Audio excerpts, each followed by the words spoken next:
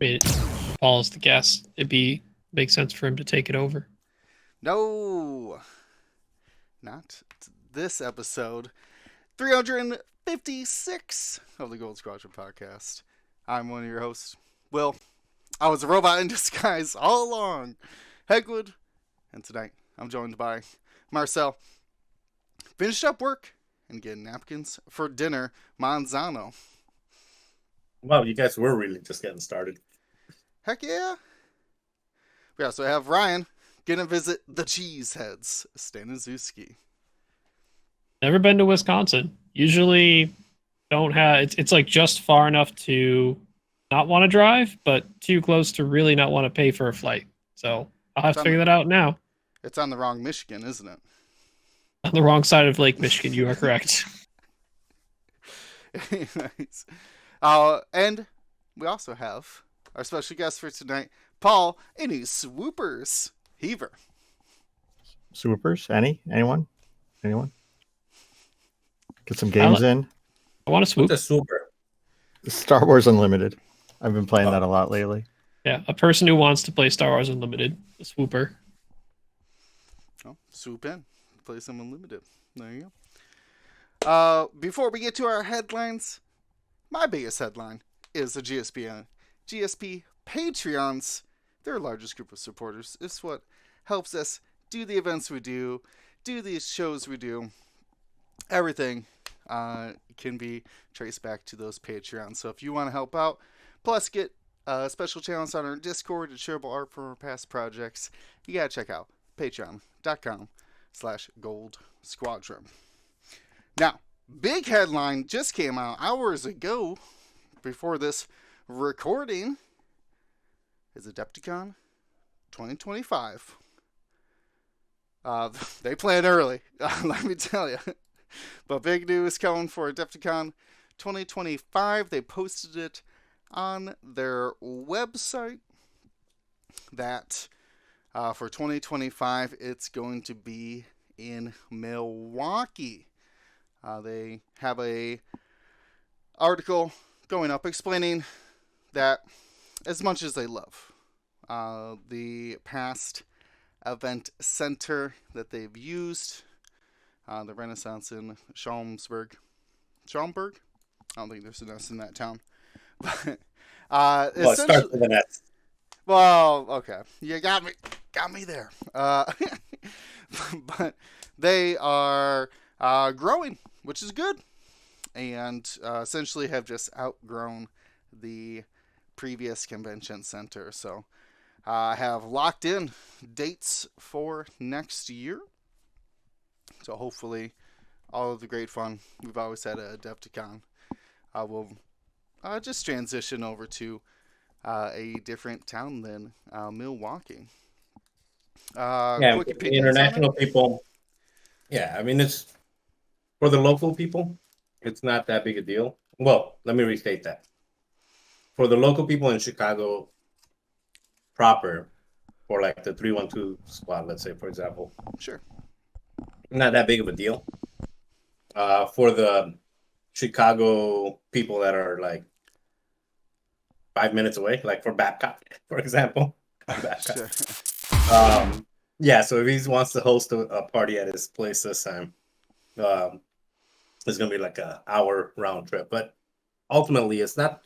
If you're flying into O'Hare,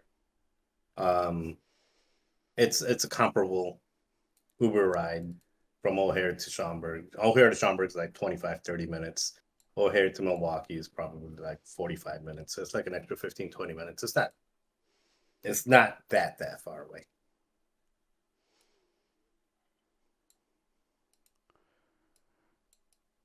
For me, it seems fine as long as they get that same hospitality as we always had. But the Adepticon staff has been always great to us as streamers, and the time we did run an event at Adepticon, it was very smooth. So hopefully we can work with them in Milwaukee as well. Hopefully not shunned for being the Chicago people, but should be a fantastic time still. Hopefully. I'm gonna fact check that O'Hare to Milwaukee being 45 minutes. It's an hour and 11 according to Google Maps. Not when you drive like I drive. Okay, fair enough. You got to get that speed lane. Do they not have a airport in Milwaukee? I would imagine. Well, they do. Oh, they They do. do, They have an they do, international airport. But it's significantly more expensive if you're that. flying in from especially Anywhere. if you're flying in from like overseas or something. Yeah. I'm Makes a lot of sense. I'm just excited to go to another new city that I haven't been to for an X-Wing event, and because so this unlike Schaumburg for previous location of Adepticon, when people will say it's in Chicago, it's really not. I mean, you can still go to Chicago, but you're not in Chicago. This is like No. in Milwaukee, so you are in the city. It's kind of cool. There's like more to do closer around, generally. So Gen Con used to be in Milwaukee until the early 2000s, and then it bounced over to Indianapolis.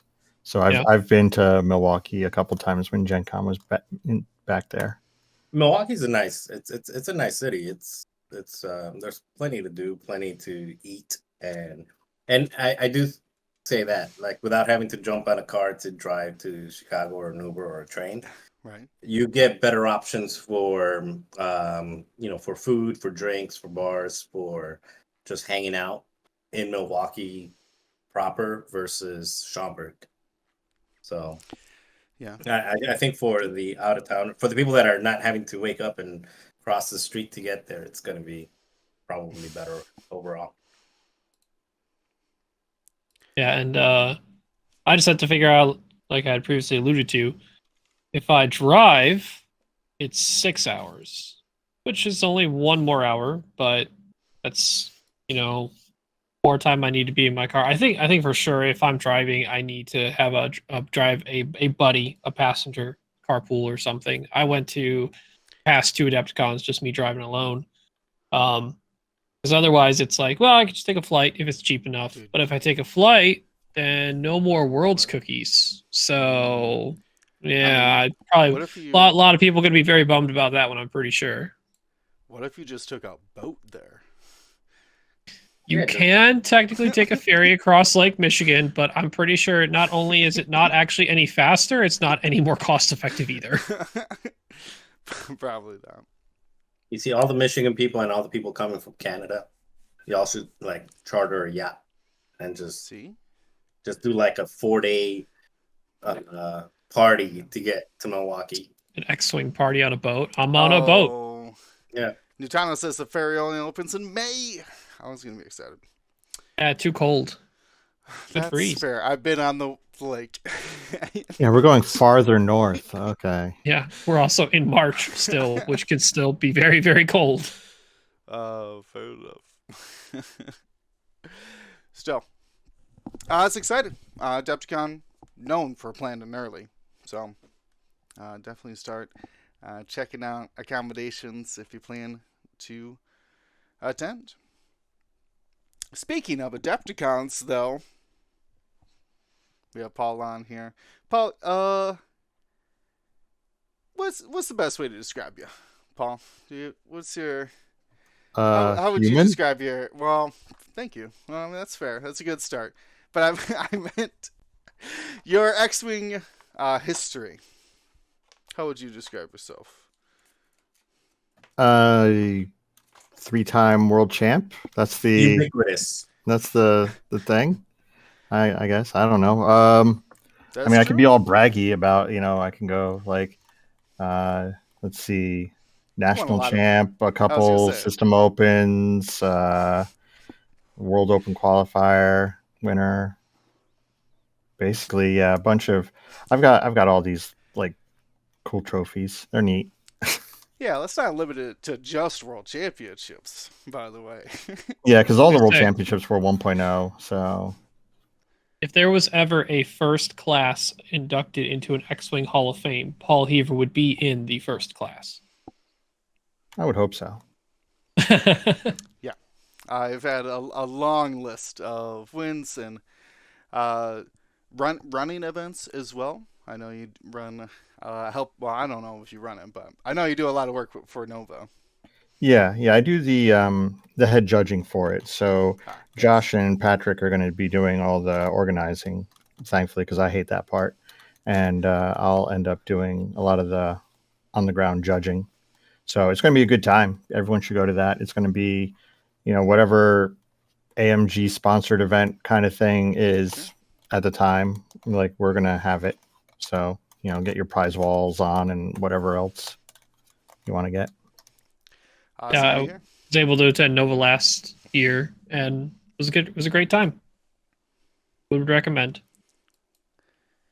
Yeah, we're hoping to go as well. We're in talks with Yeah. Josh, trying to make it work. So, Yeah, I think I've been 3 times. So every time it's been. yeah, It's been are we still playing in the basement? I hope not. It's moved into DC proper, which That's is true. good and bad. Like it's a little more interesting for people to come and visit and do the tourist thing on the day they're not playing. Right. But yeah, it's a little more expensive and it's a pain for locals to park. But other than that, Yeah, for sure. It's I roomed with Duncan last year, and he drove in there, and I just went from the airport, got drove in by Ben Doyle from the airport, to then meet Duncan at the hotel. It's nice to just stay there and not have to worry about a car you own parking anywhere. He, on the other hand, parking, figuring out traffic, and that it sounds like a nightmare, basically. yeah, it is. Take the metro if you can. Yeah. Use the public transportation. It's actually pretty good. Well, we're having Paul on this week because of your recent performance at the last World Championship. Got all the way to the top 4. That was the roll-off game, wasn't it? Of the 2 top Yes. 4s. Yes, Okay. Americans cannot beat Europeans in road rolls for tiebreakers. Oh, we have to roll better. I Yeah. know. We need a different way to settle these tiebreakers. A lightsaber match or an arm wrestling or But something. anything we know, the Americans are good at doing it when it's a tie. It's Loop and Chewy. There you go, Lupachu as well. We got to get them officially sponsored for our events. Let me tell you, Mm-hmm. Hasbro would be like, "What are you talking about?" Sure. Anyways, that's a major accomplishment. Yep, that's what I did recently. And we want to have you on because you did it with, I believe, the only Rebels in the top 16. No, there was a Falcon as well, but he did it without the notorious Han or Luke. Nope. Wow. Don't need them. Don't want them. So let's pull up that list. Let's start there and ask you what. Well, actually, wait. I have 2 questions I always ask everybody. What's your favorite ship, and what color is your lightsaber? Let's see. My favorite ship will be I'm gonna go with I want to say the Kimogila. It's probably not really my favorite ship, but it was the first thing that popped in my head. So I'm gonna go with that one. Okay. And let's see. Actually, wait, no, I have to take that back. It's got to be Miranda in the K-wing. Yeah, no, we got to go with the K. The good times. Yeah, got to remember the good times. Remember the good times. Agreed. All right. And I don't know. Lightsaber will be. You know how you have your computer has the RBG, all the glowy things, and it moves around and everything. I want that in a lightsaber. I'm surprised they haven't done that yet. Wow. Okay. What, just changing colors? Yeah, it just changes colors every couple of seconds, and then, you're like, oh, it's purple now. It's blue. Okay. Then have rave music around it. Oh, that'd be awesome. I get a disco ball. I love it. I love it. All right. Well, let's take a look at. Well, there's not many. There's 2 upgrade cards in it, and a lot of standard loadouts. Yep. We want to break down the different pilots there. Sure. So going in order of initiative, pilot skill, we got at the top. We got Wedge, Antilles, Battle of Endor. He was mainly picked over Luke because he's I6. That was one of the big things. Luke is also fine in that spot if you want to run Luke, but I liked Wedge because I wanted another I6 ship in the spot, and he hits really hard. And with that bonus focus that he gets, he's pretty survivable, especially with it's a trap on like the opening round of combat. He can dodge a lot of damage coming in, and he puts out a ton of damage. So I'm a big fan of Wedge. I use him over Luke most times now. Then moving on, we got the two B wings, Gina and Braylon. They kind of come as a match pair. Gina is, I mean, I can go into it later on the path because I know you guys want to talk about where I started and where I ended up, but they put out so much damage and need to be answered by your opponent. The only negative about them is your opponent will eventually answer them and they will die. Like every game I won, like they were still dead at the end. Like this isn't one of those things where you're like, hey, look at my 3 agility guys. They're just sometimes they just dodge everything. Your B-wings are going to die. Just accept it. Then the A-wing, we have Keo, Juke, and vectored cannons. Vector cannons is a very important upgrade. I notice a lot of people don't really use vector cannons on Keo, but I'm a huge fan. I used it a bunch. I used it on stream a couple times when you had me on for the top 4 match. I love being able to do the boost and then the 5 forward. It lets you get into a lot of weird places your opponent wasn't really planning. And Juke is just kind of the standard loadout for Keo. And then we end up with Gemmer or Gemmer. I don't know if it's Gemmer or Gemmer. I kind of bounce back and forth. That's just another basically immortal A-wing. You get the focus on Gemmer and just kind of dodge whatever your opponent shoots at you, unless you do really dumb things with Gemmer and like get shot at like 4 or 5 times in a single round. But if you do that, you deserve what you get.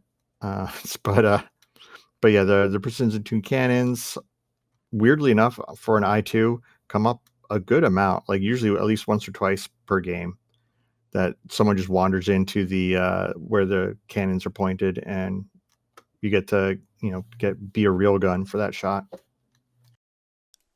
So they have the advantage of when you use those vectored thrusters or the vectored cannons and go backwards, you still have a front arc weapon. Yes, yeah, that is like a weird thing where I still keep my gun facing forward most of the time because that way you don't have that little blind spot at range 1. But and then I'll flip it reverse later on. But yeah, that is a cool thing. Like once you flip it to reverse, you can kind of leave it in reverse and just use your cannons as long as your opponent doesn't end up in range 1 in front of you. But yeah, I picked that. A lot of these I picked because they are pretty simple to play after 10, 11, 12 rounds of play over a course of a weekend. Gemmer's always focusing. Keo's always evading. Braylon and Gina are always doing their thing. Wedge is basically always either focusing or barrel roll and focusing. Don't boost when you don't need to boost with Wedge. It's a trap. No, a lot like the ability, like it's an actual trap. Don't boost with them. Don't get the This deplete. one's actually a bad trap, not the good one. Yes. Yeah, bad. Yeah, you don't have a Fen Rao, which was a popular squad mate for Wedge, to pull off that deplete. Yep, I actually started. So going into like where I started with Wedge, Luke, Fen, Keo, and Sabine Tai, and that's a great list too. But I did too many dumb things with Fen, and Fen was too difficult to use over the course of like, a day of playing basically. And I was like, I'm going to lose games just because I do something dumb with Fen, and he gets shot 3 times and dies. So I ended up moving on as we did other stuff. But I have like a whole timeline. So like, what the choice of sticking with Gemmer was mainly just because of like how difficult it is to get rid of that 3 points. Because I know some people may try other A-Wings, like Sabine A-Wing. I recall was used maybe a couple times by some people trying variations of this list. Some people would use Wedge A-Wing when they take Luke pilot as an option. Yeah, we tried that for a while, just because, I mean, Wedge A-Wing is great, but he's not immortal like Gemmer is, so I'm a big fan of immortality. So it kind of having Keo and Gemmer as basically you're never worried about them dying unless your opponent really, really wants to kill them. So it lets you kind of funnel your opponent towards the B-Wings, which you honestly you want them to shoot at the B-Wings first, because shooting because the B-Wings don't really turn around, so if they shoot the B-Wings a bunch first and kill the B-Wings, that lets the A-Wings and Wedge just do whatever they want and kill things and do objective stuff, whatever, while the B-Wings hopefully trade at least even. Yeah, with such limited time, or what a lot of the community would consider limited time, with the Endor points and reveals that we had at the time leading up to Worlds, how did you best execute the preparations needed, taking in those new information as consideration, and eventually leading to a vast 4 out of the 5 pilots in your list were all from Endor? So Yeah. how did you find the best ways to test that all out and find plans and strategies for the list? I mean, like I said, we started with the Wedge, Fen, Luke, Keo, Sabine list, Sabine Ty, and because we were like, okay, Wedge, I mean, he's I6, we're going to use him first, and just kind of lean on higher initiative or higher pilot skill, having 2 I6s, and I even gave Fen swarm tactics to bump Luke up to 6. So that was like let's shoot a bunch of I6 alpha and kill stuff that way. And so that seemed like a good idea. It's always a reasonable idea in a new meta to just be like, whatever, I'm just going to be aggressive alpha and just try to blow up stuff as quickly as possible. And then we started poking around and we were like, oh, well, people keep talking about B-Wings and how much they want to play B-Wings. So fine, we'll make a B-Wing list just to test against it and figure out how to play against it. And then we played against it and we said, okay, well, it's beatable, but we have to keep our brain on the entire time. We can't screw up anything. And then we kept doing that, and we're like, man, playing against the B-Wings, every time we try it with whatever list we're trying it, is always hard. So eventually we kind of went, why are we playing lists where we have to think and be hard, and it's a hard time playing, when we could just play the list that's I'm not going to say brain off list. Like, there's a lot of thought you still have to do within the B-Wing list, usually involving the A-Wings though, and Wedge. Like, the B-Wings themselves are actually pretty straightforward, but we're like, why are we doing all this work when we're going to have to play like 10 or more games over the course of a weekend? And honestly, it was very nice playing the B-Wing list. Like, after 5 rounds of it, I was ready to go have dinner, go do whatever. I didn't have headaches or anything. Everything it was very nice. So yeah, we kind of swapped over, me and Travis swapped over to the B-Wing list after just playing against it as a test list a couple times and just finding out, wow, now that we're getting used to it, it's fairly easy to pick up and it's just brutal. And then we tried a couple different variations, and eventually Grasser told us, hey, you should try Gemmer. Gemmer's really good. And we were like, but Gemmer's I2. That seems awful. Yep, the usual answer. And then we tried it, and we were like, oh, but Gemmer can't die. So who cares if Gemmer's I2, if your Gemmer literally can't die? So whatever. Yeah, Gemmer's in. So yeah, your opponents usually would get 9 points pretty easily, and then the next couple of points came out hard. So that was the plan. So yeah. It is, like you said, it wasn't a brain off list, but it's a list that puts a lot of the onus on your opponent to solve. You're putting a problem in front of them, basically. Yeah. The problem is, basically, we spent a bunch of time on like turn 0, and doing fun things there to try to figure out like where do we need to put rocks, where do we need to do stuff, and then try to figure out like what other people were doing. We actually figured out that a bunch of rocks in the middle, like jamming up the middle, B-wings don't care about that. They're barrel rolling every single time anyway. Like I could do a one bank focus barrel roll and dodge a rock. It's not that hard. So like the B-wings actually loved having a giant rock hell thing in the middle. So like we would set up a lot of our stuff was, building the house, the standard house and everything, and kind of the B-wings just kind of start in one area and kind of slowly move into the middle to kill anything that goes in there, while one A-wing goes the one way and the other A-wing goes the other way with wedge.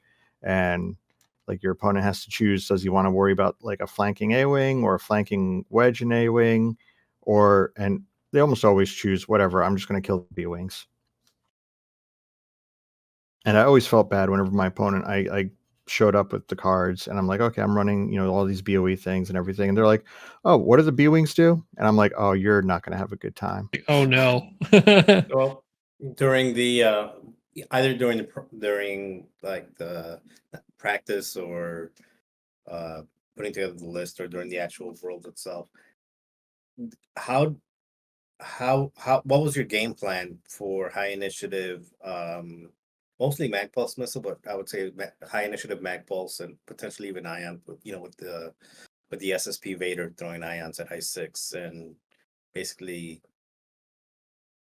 being able, if you have I-5 I-6 mag pulse, just being able kind of neuter your guns for the first few rounds, which I assume are the most critical ones to get damage out.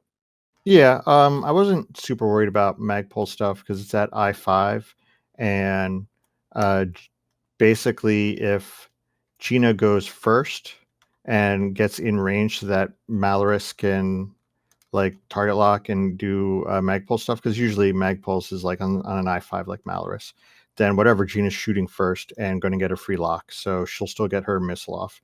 And if Gina's shooting second, like so Malorus moves up, and hopefully if I did the ranging right, Gina's out of range, and then Gina comes into range, and then she gets a free lock and still fires the torp off. So usually Magpulses I wasn't super worried about. In fact, I the one game I went against a Magpulses, I don't think the Magpulses did anything. Like maybe they hit me once at some point, but it wasn't on the opening round, so I didn't care. Ions from like Vader were a bit more scary. Like you need to have Vader roll a blank into a blank, and then you're fine. But if he does that, then because you're auto evading the one with Gina, like Gina and her evade token. So, you can take one damage and be like, whatever, I don't care. But getting Ion does kind of suck because then that turns off your ability for next round and it blows up your lock, and that happens pretty regularly. But if Vader rolls a blank into another blank, you're like, okay, cool, I guess you're going to die. Like it is a really bad look for Vader if to end up in front of you, and if he flubs that roll, he just explodes. Yeah, no, that makes sense. I think the only real I-6s out there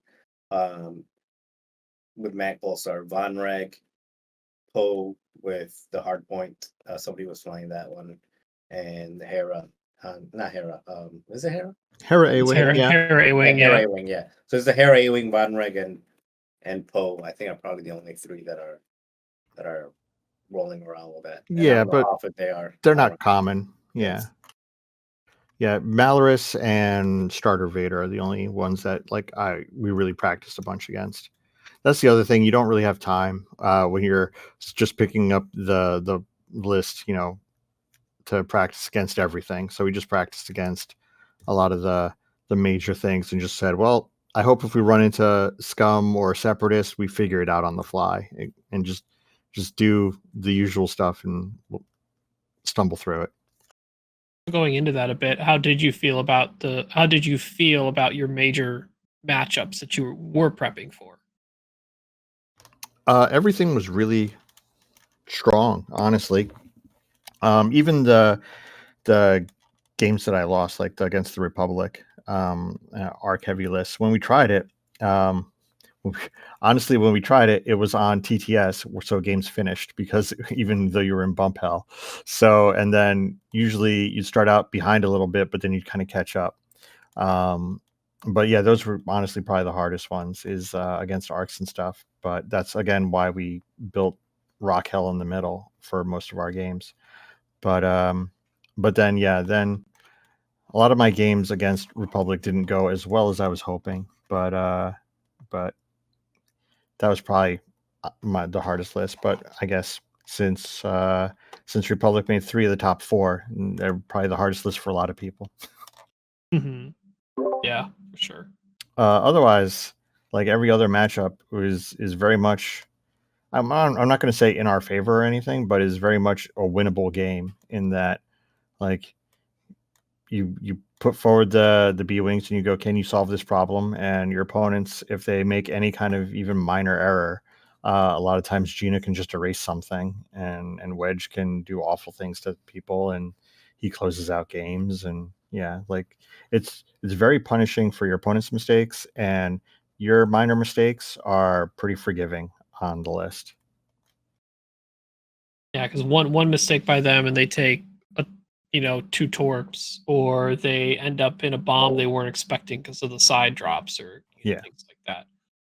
Yeah, and How your did you minor feel about? mistakes, you're like, whatever. I guess I focus with Gemmer or evade with Keo. Like, you always have good default things to do, even if you like mess up a little bit. Yeah.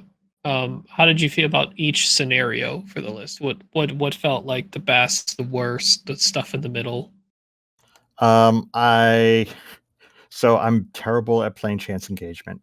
That is a weird thing to say for someone who's played a bunch of like 1.0 and everything, but for some reason, chance engagement is like my kryptonite. I keep screwing up chance engagement and like not getting it right somehow. So I keep trying to get more practice with chance engagement when I get a new list for a new event, because I always have the most trouble with that when I get into like live tournaments. So I'm not sure if that matches anyone else's findings with the list. That might just be a me thing. Um, but it doesn't particularly like having to take actions to do stuff. Um, Picking up boxes, I generally kind of have to ignore the boxes, and hitting buttons. I kind of have to be grumpy about having an A-wing hit a button, because Gemmer's a lot less immortal when Gemmer has to pick up a box. Yeah. So usually you have to put stuff far away and make sure it's safe for you to pick up the box, or you run off and hit the button or whatever. So for those 2 missions you have, or scenarios, I just spread everything as far out as possible and try to make it so that I can go grab things early, like on turn 2. Keep that box central. I think, yeah, because it was the stream top 4 game, so that's like a pretty standard place to put the box, like as close to me as possible, so that Gemmer can pick it up and still be like way out of range for out of everything, and gets a box for a while. So do that turn 2, let's pick up 2 boxes and stay out of range of my opponent, and they pick up 2 boxes, and then we start fighting. Because yeah, you have no spare actions to pick up boxes or hit buttons if you're being pressured by your opponent. Yeah, that's like put them in spots the A-wings can go get them without needing their action and not being threatened, because the B-wings just they cannot spare theirs for sure. Wedge No. can sometimes if he's like not in range of the first engage and objective thing. Yeah, exactly. Yeah. So, and assault is fine. Like, I don't have any big ships, but I do a ton of damage, and you just blow things up and kind of get points passively as it goes along. Do you group them up in assault to kind of maximize the where like B-wings have to point at less different spaces if you just put a bunch of the zones in the same area and then they just kind of drive through it and drop bombs on the way out? Yeah, generally. Yeah, you kind of just make up little triangles and everything. I mean, it kind of does depend on what your opponent wants to do too. If they bring a bunch of medium base ships and you're like, hey, maybe I don't want to make a little triangle for them, but usually, yeah, just kind of group things up so that the B-wings can wander into the center and shoot stuff, and then your A-wings and wedge are kind of going off on the sides. Okay. All right. Will, do we want to move on to the World's Run itself? Or you got anything Yeah. else? Or Marcel, you got anything else before we go to that? I mean, before we go to it, I actually have more stuff that I can talk about. Just Sure. about prep stuff. It's Yeah. very, very vitally important to have a team for any kind of thing. Nobody can do anything by themselves anymore, I don't think. So having a team that everyone has like similar goals, like me, Travis, Jeremy, and Andrew, teamed up, and we all had like, hey, we're gonna try to do well. Try to actually make it to day 2. Try to make it to cut.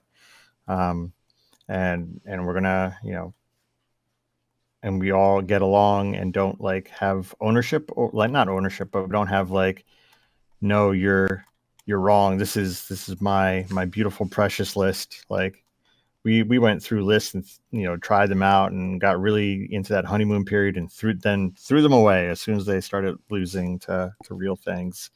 And it's super important. And of course there was also like kind of like a second tier of team in boom camp. So on the crate Discord, like getting games at basically whatever time we needed to get games. Cause I mean, it's nice to have a close knit team, but everyone isn't available all the same times. So then having like a wider net to get other competitive players and not just trying to hope for halfway decent randoms. So having boom camp on the crate cord was really good for playing good players too. Yeah, it's very noticeable what time of year it is when boom camp is active, because obviously now we had like nothing since we're all taking the break Very from quiet. Worlds. Very quiet. But yeah, the 2 or 3 months leading up to it, it was a lot of information. Chris Apple compiling so much stuff, us ingesting it, learning from what we can, and then just playing games, trying to find the best approaches and whatnot. Yep. Spend as much time on turn 0 as you can with your list. All good points. I got a question from our audience. Our Lambolo asks, you mentioned before bump fests where you can't get around these arcs. It's what they're known for. Yep. Is there any thing you in your prep that you found out that helped you avoid this kind of massive blocks they can put out? So honestly, I wasn't planning on avoiding the massive blocks they put out, other than like generally you try to make it so that they can't all shoot at the same range band at something, like, because that's awful. That just blows up your stuff. So against stuff like arcs, you'd set up the house to kind of draw them in, and it's the unironic, drag them through the rocks of like setting up a bad area for them to go through, and then you have to figure out where you put your guys. So fortunately, it doesn't matter for your I2 and I3 where you're setting them up, because they're A-wings. They can go wherever you want. So you kind of can set them up centrally, and then you're guaranteed, regardless of which way the player order roll went, you're guaranteed that Jag has to set up first. And if you're lucky, you get Jag and Wolf both set up before you have to set up a real ship. That can't really change things. So wherever they set up, you kind of set up so that they have to figure out some path through the rocks. And then, the game plan was just, get them to bump into each other, bump into you, just tons of bumps. And for the most part, it would work reasonably well. But one of the things that, and this was a failing of ours, we didn't really take into account was the time limit and real life play, and how much time that would take. Because some of my games ended up going to time that if we just had TTS figure out the bumps, it would be much faster, and we'd have that extra turn or two that we'd need. So, but yeah, no, in like my top 8, for example, I blocked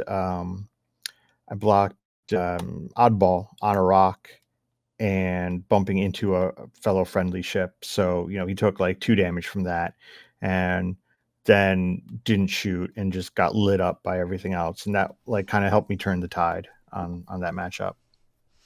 It is interesting thinking about the B-Wings where, especially Gina, she doesn't really get slowed down too much when you get your free lock at the start of combat and you can get your evade off of the red focus as well.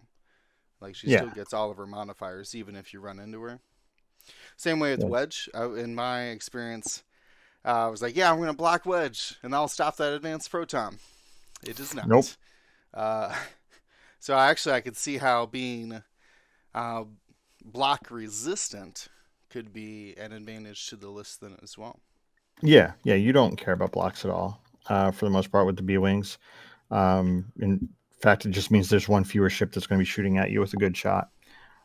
So yeah, you'd run into blocks, you'd be fine with it with the B-Wings. They just kind of, for the most part, you're doing just one bank, and if you succeed, you go, okay, I guess I focus barrel roll and possibly fail the barrel roll. Okay, cool.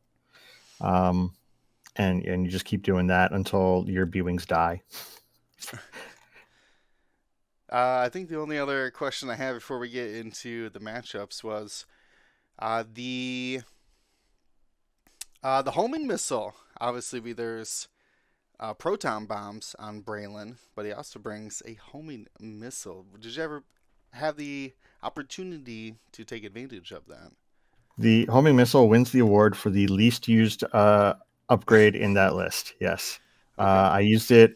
I believe I fired it once because I actually did the math on this beforehand.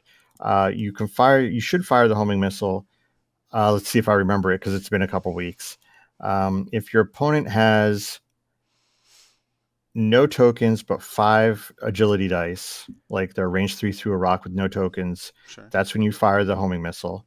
If your opponent has 1 token and they're at 3 agility, then you fire the homing missile. And if they have 2 tokens but they're at 2 agility, you fire the homing missile. And that's assuming you don't care about them still having their tokens after shooting. Like you don't have follow-up shots with Keo or Gemmer into them. Because that's the very slightly better way of doing damage.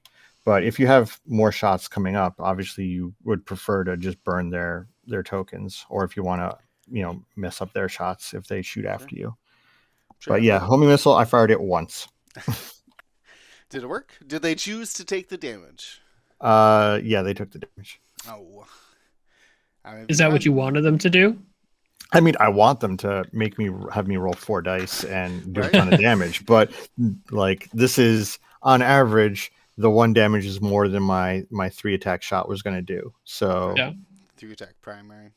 Yeah. So you'd said that it was easily the least useful upgrade out of the list. Can you give some examples of when chaff particles on Gemmer was used positively? I knew you were going to go to chaff particles as soon as you started that question. Yeah, no, chaff particles actually came out really clutch a couple times. For the most part, if you bump with Gemmer and take the red focus, using chaff particles to get rid of your stress if they shoot you is great. I mean, most of the time people don't bother shooting Gemmer, but a lot of times, almost always, the thing that I got rid of was a stress token if they shot me. And I was just like, okay, cool. I'll, avoid the damage. And if you happen to do everything just right, there was definitely one time I think where I rolled against a 2 damage shot, I rolled blank eye evade, and then I spent my focus to turn the focus into an evade, then use the other thing to get an eye. So I had a strain because it was the last shot on me. And so basically I effectively turned the stress into a strain, which was kind of neat. It kept my dial open for the next turn. But yeah, it doesn't come up too often, but it does come up more often than homing missile. And usually to get rid of stress. But if you can get rid of a target lock with it, then sweet. But that or an ion token. Right? Yeah. I mean, you're Gemmer, so you're focusing, but still, like, yeah, open dial. yeah. If you can, yeah, definitely use it. But like, so be aware of it. But usually your opponents don't shoot at Gemmer a ton, and if they do, then something's gone horribly wrong for poor Gemmer. All right, I like that analysis of the upgrades there. But we're gonna go into the different rounds. We're very interested to see how the list fared against what could you beat, what did you struggle with. So we're just going to the old roll better, looking at the tournament summary for you. I'm kind of curious myself because I don't remember half the games, but I'll do what I can. Yeah, I'll send you what we're looking at, so that way you don't have to go by memory. Well, let's see. So we have round 1. You faced another rebel list of Gina, custom Gina, Endor Braylon, Gavin Luke, Endor Wedge, and Speen TIE Fighter in salvage. I think I remember that game. Yeah. So you were well enough to know your result. I won it. Yeah. Yeah, I remember the first day I won most of my games. So I'll get it right most of the time if I say I won it. But yeah, no, I remember that one because I'm pretty sure I set up a trap for Luke where this is how you got to kind of have to play against these types of that particular list is custom Gina is pretty easy to kill, and Luke is honestly not that bad to kill either. So those are kind of your two primary targets against that list. And so I remember setting up a nice trap for Luke, getting like a double modded advanced proton from Wedge, and like a shot from Gina and a shot from Braylon, and then there was no more Luke. And meanwhile, the A-Wings were doing annoying things to custom Gina, and she eventually died as well, I believe. And then things kind of went downhill for my opponent from there. So, what did your opponent try and focus down on your side? Almost always, my opponents tried to focus down the B-Wings. Okay. And I think I don't remember too much in this, other than I vaguely remember that was probably it too.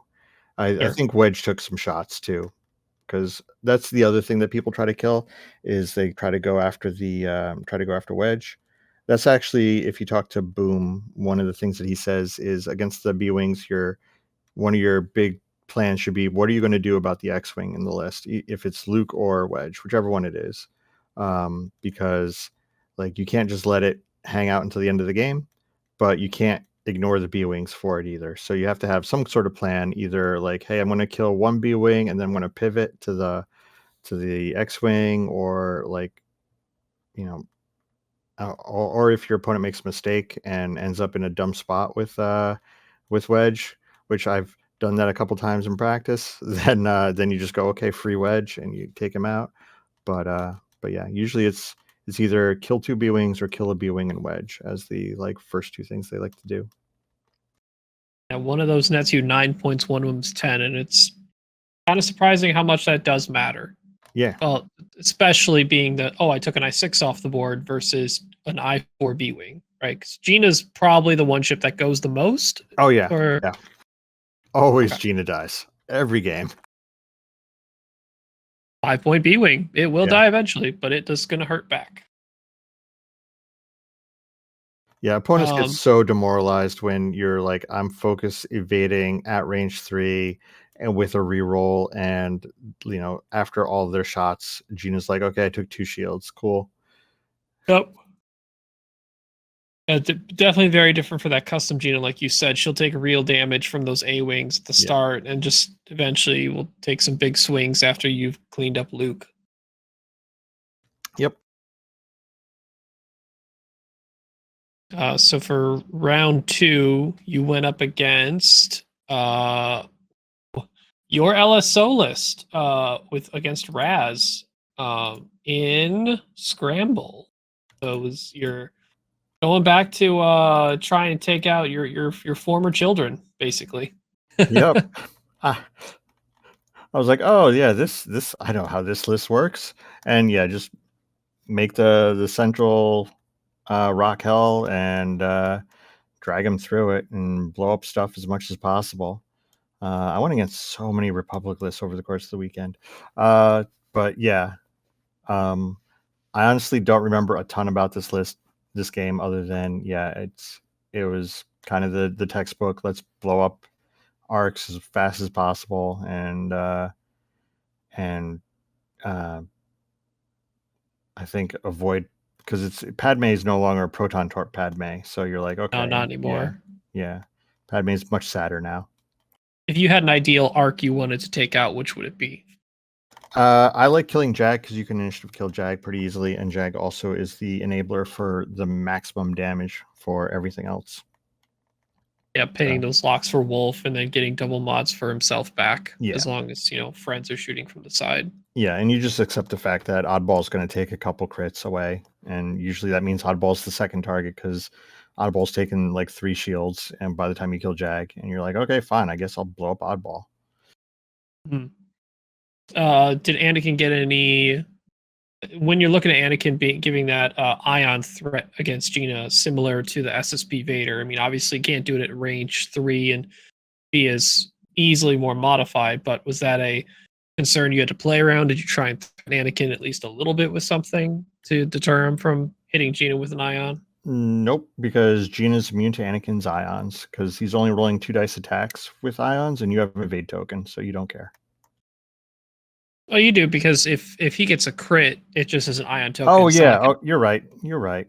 Well, then good thing that didn't happen. So that works. Yeah, just don't let it happen. Yeah, I was just like, whatever, ion, who cares? And I didn't even play around it even in the slightest. So cool.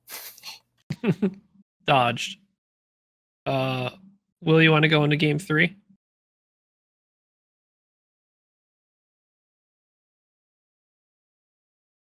We'll take a break. I'm gonna well fall asleep. So man. So game 3. Obviously I'm just muted. I have it pulled up on the screen though. Go ahead, Marcel. You were starting for game 3. Yeah, so it's you went up against I don't know who this is, Subtle Spork, but basically it's similar to it looks almost identical to Jorge's list. 3 arcs, 2 what are they called? Torrents, yeah. 2 torrents and I think this one, I don't know if it was boost or slider, but it looks like a Z95. Yeah, it was. Yeah. It was a slider, according to the round 3 list here, with Deadeye and Synchronized Council and Marksmanship. So not a normal slider either. Yeah, was this Chance? That was your draw. Yeah. Draw you had, and round 3 was, you're right, Chance Engagement. Yeah, I remember that game. That was so annoying. No, the game went really well. My opponent, I set up the little house, and my opponent immediately made a hard turn with his ships. And the B-Wings, he kind of let the B-Wings just do what they wanted for a little bit, which I was kind of like, okay, this is cool. But I wasn't in a really good position I went a little too hard with Wedge and one of my A-Wings in the gutter.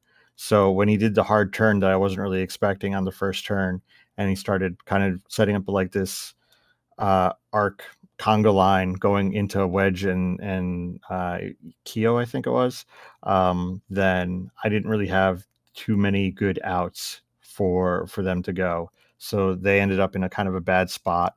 And the B-Wings were doing great work though during that game. They were pounding pretty hard, and the other A-Wing was just doing whatever it wanted.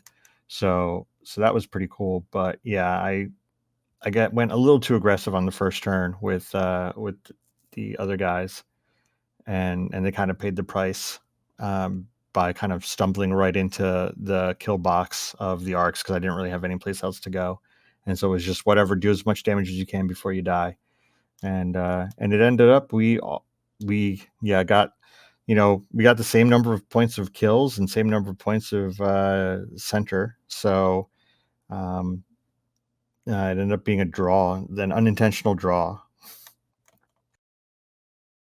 I remember I needed to do one more damage, and I didn't quite get there. But yeah, sounds familiar actually. Yeah. Yep. Oh no. Will, you want to take round 4? Yeah, let's take a look here. So on round 4, you go up against a player whose name was Fen Kois. But they were flying. Guess what? Had a lot of practice, it seems. More against Republic. This one, though, has, of course, Oddball Wolf and a 2-point Z95, but instead brings a 7B Anakin Skywalker and Click with seismic charges. This is an extreme maneuvers Anakin. So basically, pick it up and put it down wherever you feel like it should go. How does your list deal with a super ace like this? So I felt really bad for my opponent in this game. He basically he went really hard on the first turn with Anakin, like 5 straight boost, barrel roll, haha, I got a range or got a turn 1 shot into somebody, whoever it was. It didn't do any damage. And or if it was a B-Wing, it did a damage, and I didn't care. And then his next turn, like I just set up a box, and I was like, well, I'm assuming Anakin's just leaving, just going to go 5 straight boost, barrel roll, leave, and he'll come back in like 2 or 3 turns. I can drop bombs and keep him out of the game for a while I kill the other stuff. So I set up a box for whatever ended up in the box, because the torrents were coming that way, or not the torrents, the V-Wing was coming that way, and maybe the arcs one of them was gonna end up in the box. So I'm like, I got my kill box, and then Anakin does a 2 bank into the middle of the box, and I'm like, okay, cool. And then he looks at it, he goes, oh, I think I messed up here. And I'm like, yeah, you probably did. Sorry. And he takes some action, didn't matter. And Anakin just disintegrated on the second round of the game. So the game went really well for me after that. Yeah, this was an assault too, so not having to see triple arc seems pretty good. And then that Anakin showing up and giving you 7 points on turn 2 or whatever. Yeah, it went really, really well. I mean, he dragged back a decent amount of points out of me, because the B-Wing still died, but I then killed the arcs and won the game that way.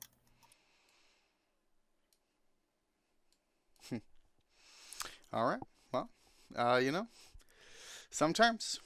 Yeah, remember what I was saying before about you have to you make one little mistake against the B-Wings, and they will just snowball from there. And this was kind of the show of that one. It can happen when you invest that many points into a ship. You got to be real careful with it. Yep, especially one that just has a stat line of an X-Wing, pretty much 2 agility, 6 health, and relies on its ability to maneuver to get out of some shots and trade with like one other ship. He ends up in all of the ship's arcs. You go, oops. I'm disappointed in Francois that he did that. He's a local. Oh, that was Francois? What? Yeah, Francois, because he's got extreme Oh, he is. maneuvers on there. Yeah. The whole point is 5 forward and extreme maneuver your way into there. I'm gonna yell at Francois next time I see him. Yeah, too bad. Yeah. No, you Yeah, five I had forward. a But- whole plan for him leaving and just keeping him away with ion bombs and proton bombs and stuff while I deal with everything else. And then I'm just like, well, plans change. Yeah, Gotta I mean, kill that's the him whole point now. of what's extreme maneuvers, like 8 points or something. It's like 7 or 8. 7 or 8. Yeah. Yeah. Yeah. Oh well. Anyway, next round was Andrew Smith, and it looks like first order. Yep. It That was was my your only fifth round. first order game. Now I don't have the list up there, but It like was the 2 whispers. It looks 2 whispers. I'm assuming it's Malris plus Midnight. It was Malorus, Midnight, 2 Whispers, and Von Reg. So it was like Kylo and I don't know, one of the other Whispers. and no Yes. Von Reg with no Mag Pulse on that Von Reg. There was Mac Pulse in the Von Reg. Yeah. You did say one. He fired it 0 times, so it's fine. Yeah, that was the weirdest game I've played against and the most frustrating ever. So we're playing on boxes. Was that boxes? It was salvage. Yep. Yeah. So we're playing boxes, and so I'm setting up, and we're doing stuff, and we're I get my 2 boxes, he gets his 2 boxes, and then he leaves. He just turns like he picks up a 3rd box, like with Malorus, so he doesn't take any damage that turn, and he's like, I got 3 boxes.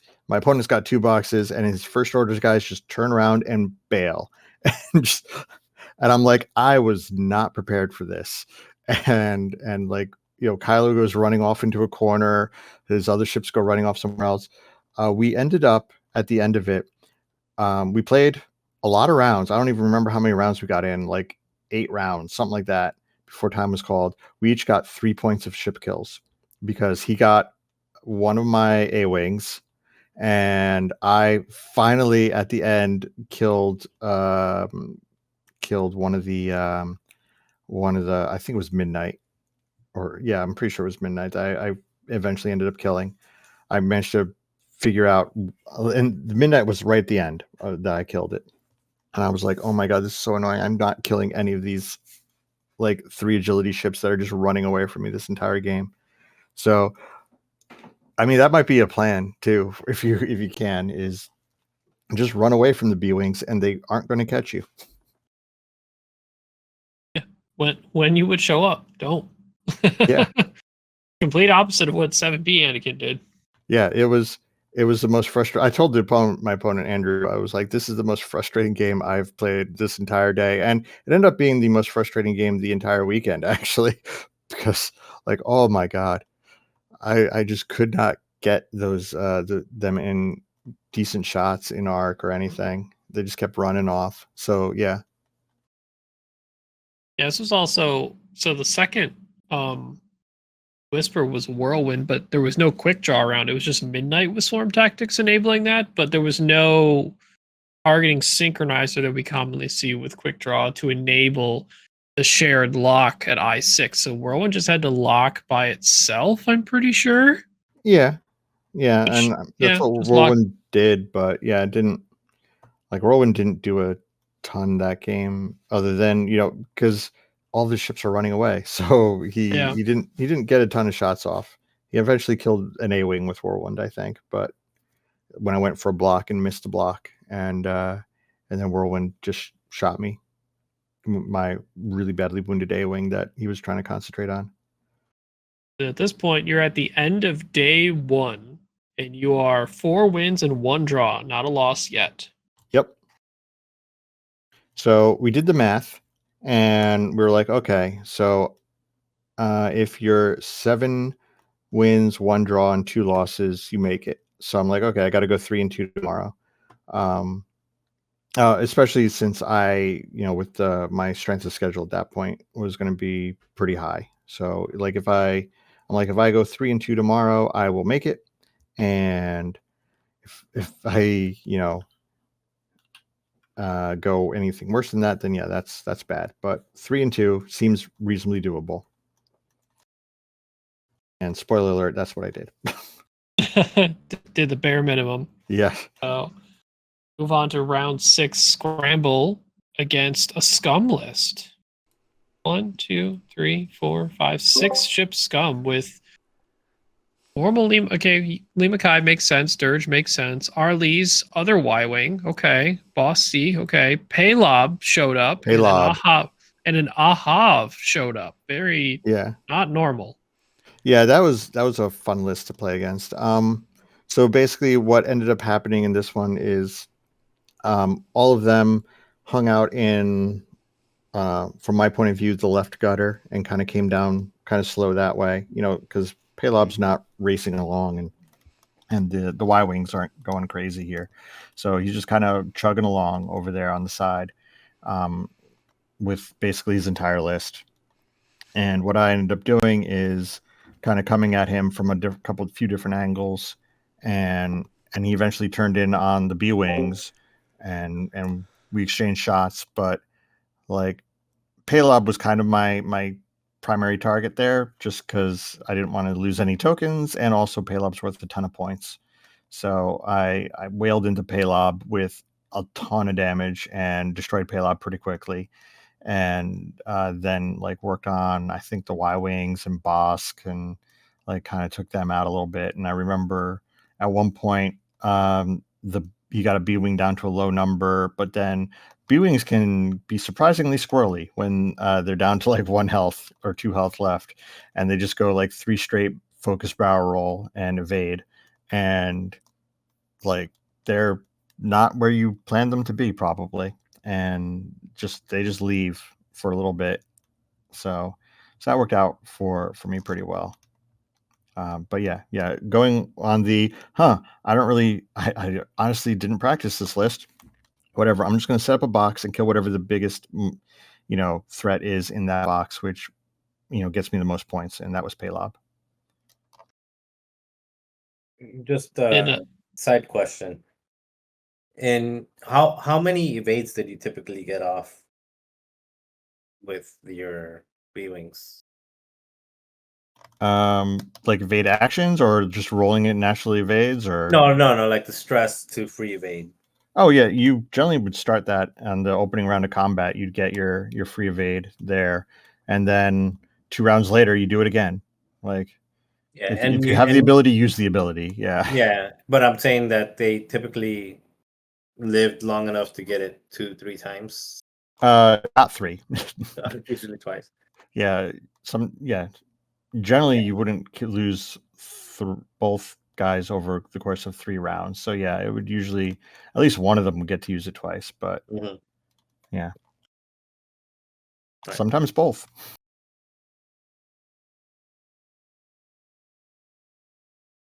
Yeah, if you're ever not sure, whatever, just get the evade. Yeah, and looks like when in doubt, kill their biggest thing. You have the firepower to do it. Yep.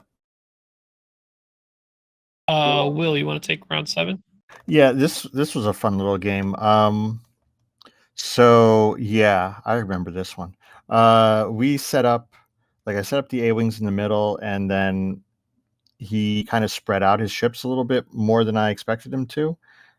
So my A-wings do an immediate dive to the right. Like they do like I forget exactly what it was, but they can decide to do like a 1 bank and then a 5 straight and immediately dive in one direction or another if they want. And so they do something similar to that, like where they would go off. And so I brought my entire list to one side and blew up his wedge before his wedge could get off. Like he fired once at like range 2 or 3, whatever range it was, and then all 5 of my ships shot his wedge, and his wedge died. And so he couldn't get off his APT on wedge. So I'm like, okay, cool, we're good.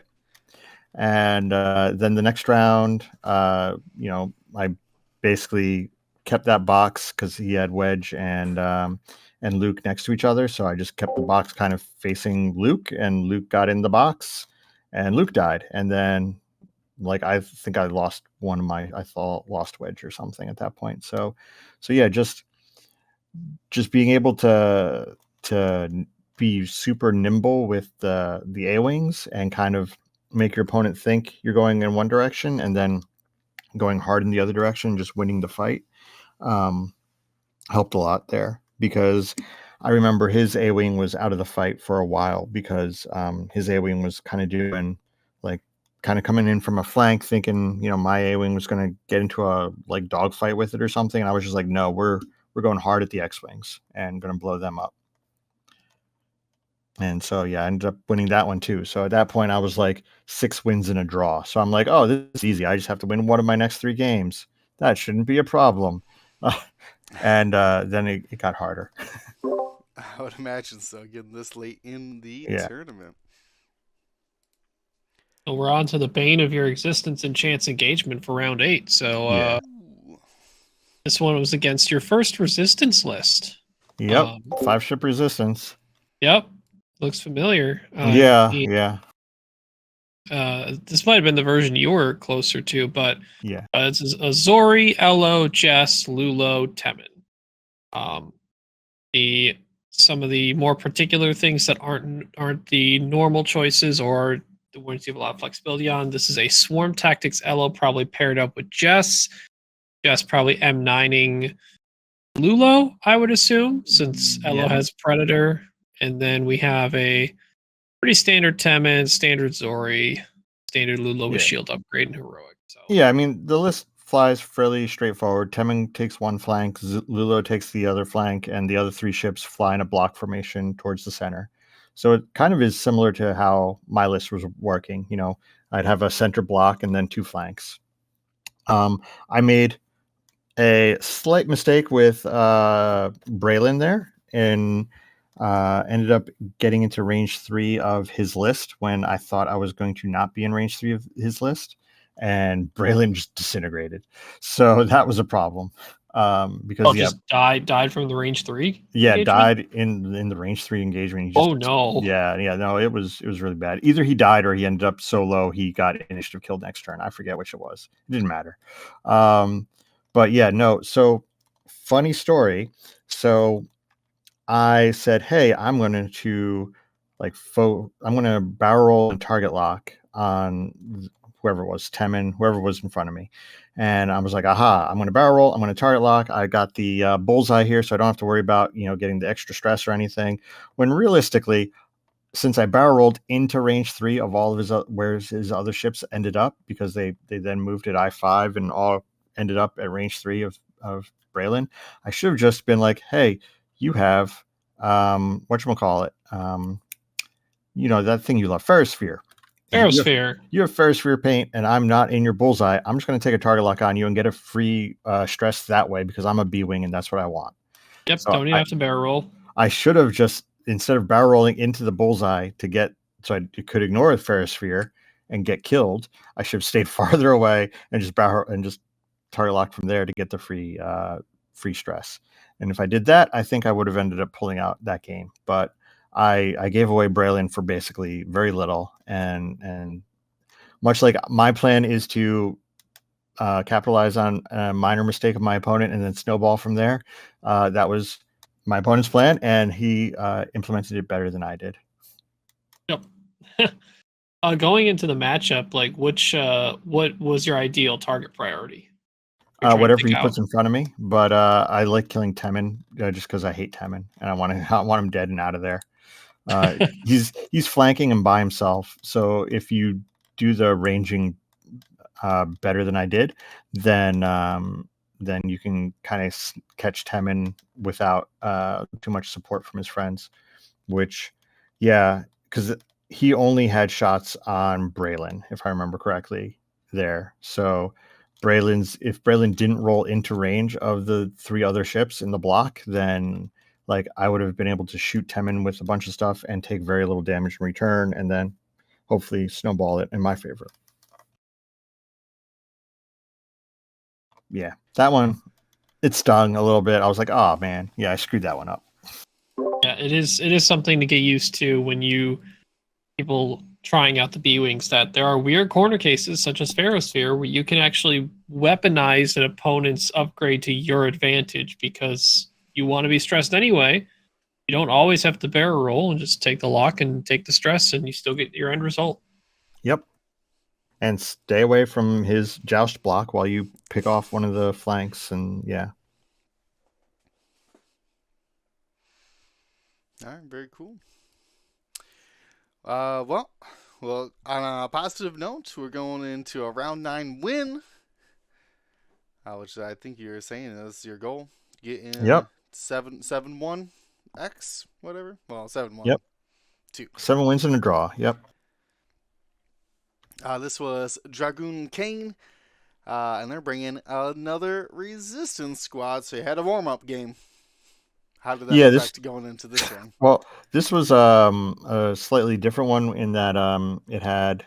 Did this one have Neen in it? Like it was an I5 kind of thing. His name is 9 and 9, Jaeger. Yeah, Jaeger and 9, and yeah.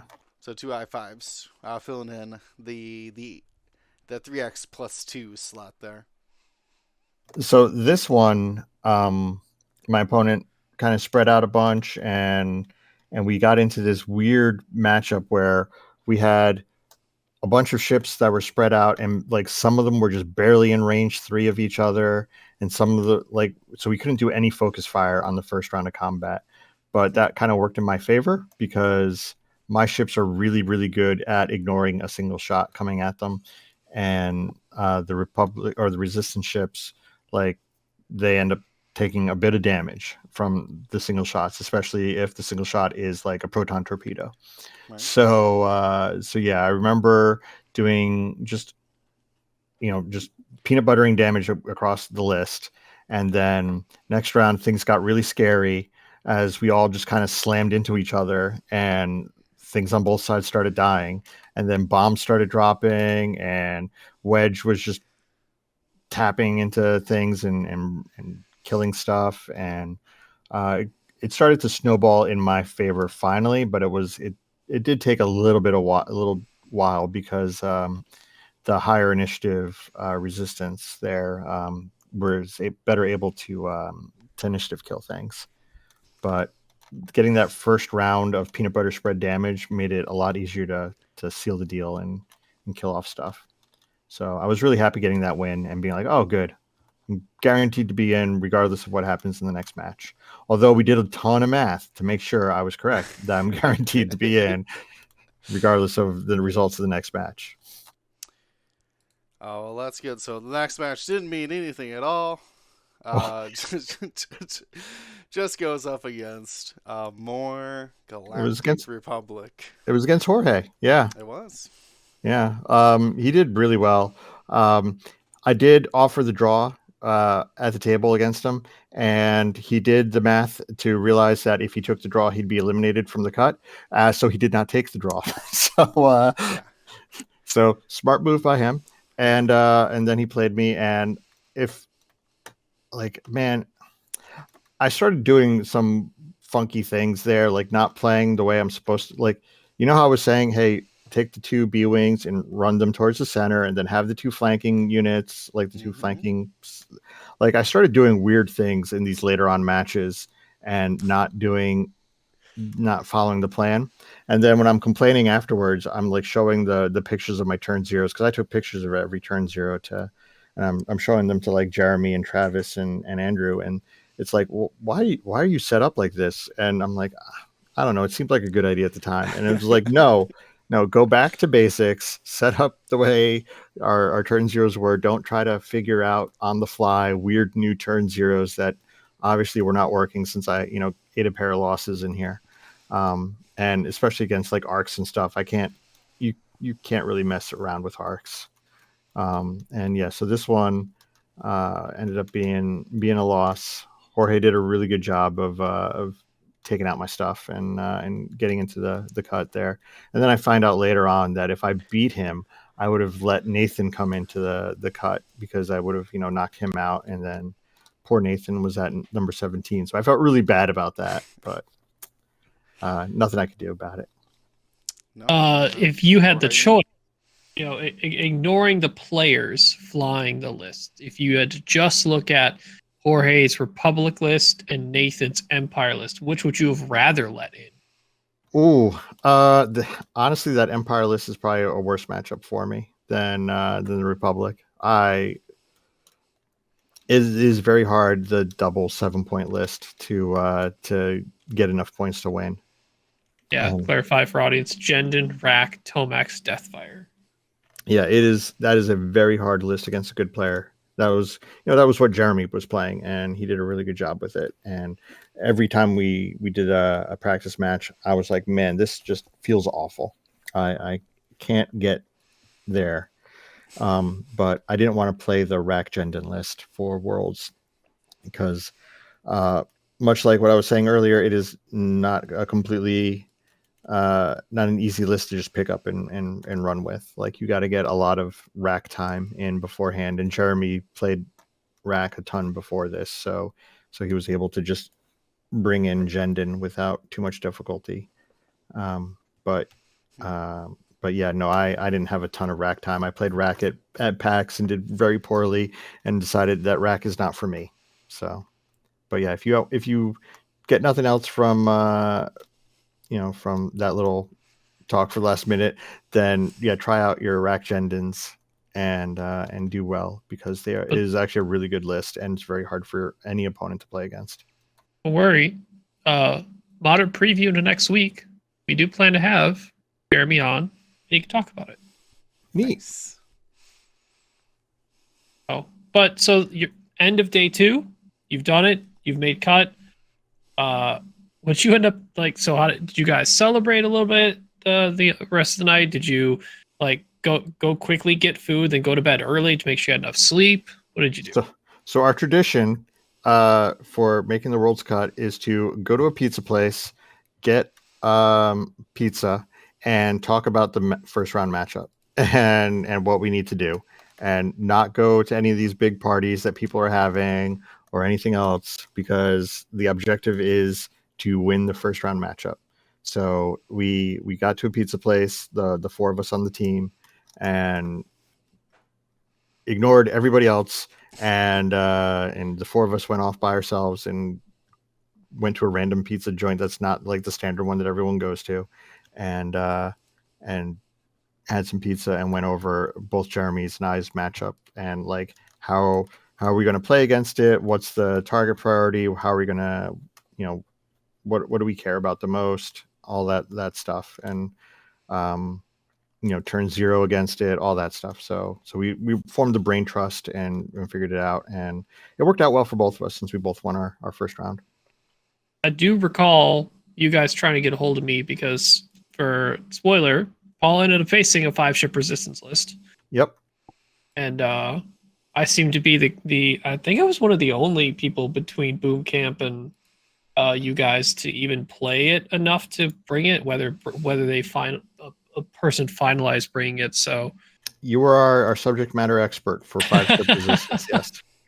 Yeah, at the time I was already at Babcock's house though, and already socializing and whatnot. So you did fine. You answered our questions. Yeah, okay. I answered some questions, didn't go too in depth, and I think after I came up to the cut just to spectate, you guys ended up with a game plan that I felt was very correct overall. And so going into round 11, you are in the fun one is you had to overcome your chance engagement match. And in the resistance, Temin, Vanessa, Jess, Elo, Zori.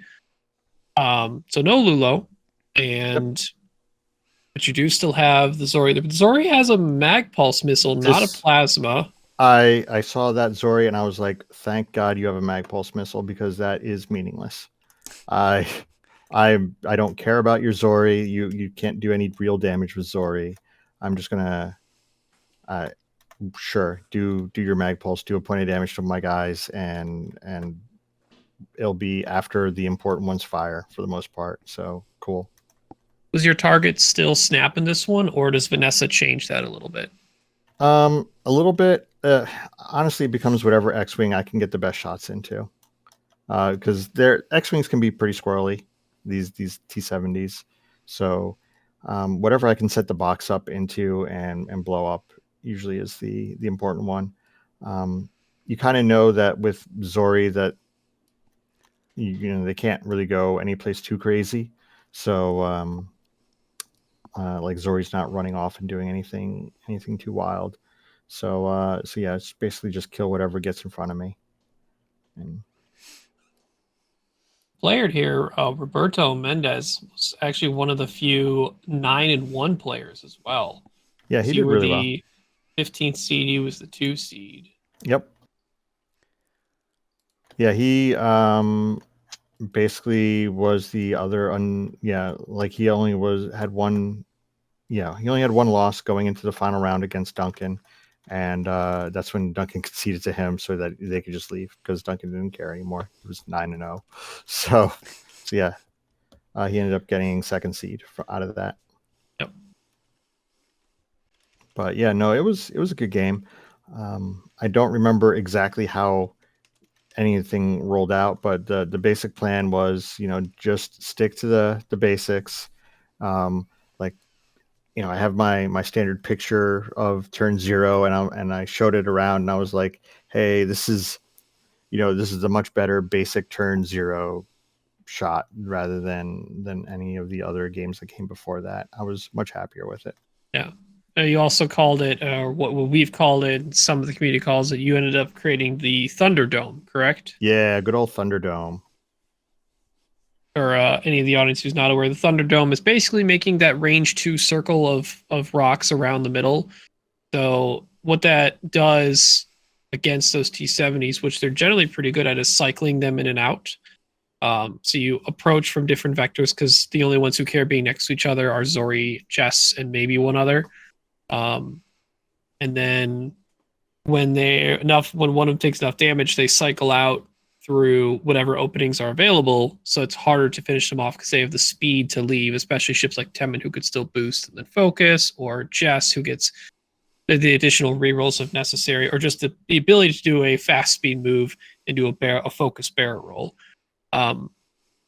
With the Thunderdome, where you have all these rocks segmented around this general circle, you end up fighting in the middle, and because some of those gaps are closed up by your opponent's approach, being what Paul was closing up, likely some of the lanes available, the options to leave were very minimal because some of them will have bombs. Some will be filled up by another ship, like a wedge sitting there ready for APT to finish killing a T70 that's trying to leave. And then there's clearly some other areas that they can't get to because they're just not angled for that type of movement. Yeah, yeah. This one, the B-Wings definitely filled out the biggest gap in the Thunderdome, like the biggest entrance. So I was like, if you're trying to leave through here, you're going to go through bombs. And then like an A-Wing was taking up the other one. And then like Wedge and the other A-Wing were going deep and kind of circling in. And yeah, this was a brawl in the middle. But like the B-Wings ended up kind of trading up for the most part. I remember Wedge dying here, but I also remember Gemmer was my leftmost, my solo A-Wing, basically. Gemmer was by himself, and he ended up lining up like 2 or 3 turns in a row because it's just this bumpy mess this entire time. So lined up my CLT cannon, like 2 or 3 turns in a row, and just ended up doing a ton more damage than Gemmer usually does. I was very happy with Gemmer this game. Yeah, when you can predict the movements and then just start lining up those bullseyes. I mean, putting in even 2 die attacks do some damage to those T70s, especially when you have it backed up by like Juke on Keo. But then you throw in some 3-die ones in there, they start taking like, oh, that's like a chunk of their health. Yeah. All right. So yeah, blew up. I believe like Vanessa and Jess because they took the center, and then yeah, did what I could to everybody else, and ended up pulling that one out. So, and then we get to Marcel. If you want to go over the top 8 matchup for Scramble.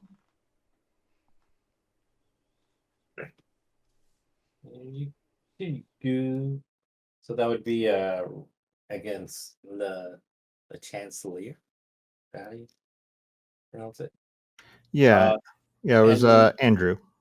And okay, and against Andrew, and he was flying Oddball, Wolf, and Jag, Siege Coruscant with actually the wide wings with Matchstick and Broadside, and also Slider. So It's Ely's list. Yeah, they had the same list. okay, that's what I was looking at. I'm like, wait, that sounds like the list that won. Yes. Okay, got it. So I beat it here. So you beat it this one. Okay, so you played the same list twice, but this time against the Chancellors, and this was the and it was what was the objective you said again? It was what was the mission? I don't remember. Was this one assault or buttons? I think it was scramble. It was scramble. Okay, yeah, we hit buttons on this one. Okay. So yeah, this one we ended up setting the buttons up in like this. Like I put my button middle as far away as possible, basically, and he put his button kind of close to him, so it was kind of like this like L looking setup. And I just went all in on the Y wings for whatever reason. They just were the easiest target because again, he had to set up his arcs, and he set up his arcs in such a way that getting through the rocks would be somewhat difficult with the arcs. So he would have to like fly all the way down and then around because I had like a big old center rock and like other rocks, so he was going to have to fly pretty far down and around. And I just kind of took the opportunity to get into the Y-wings as hard as possible while they were coming in. And this was the game where he got blocked onto an asteroid or a debris and also hitting a friendly thanks to an earlier bump that I did on the other arc. So he got into a nice bump train, and having Oddball not shoot for a round really was key to getting ahead there. And so I pulled ahead there, and we ended up not getting a ton of rounds because we were just in this super bump hell that the judges ended up doing a lot of bump calculations and whatever calculus they were doing.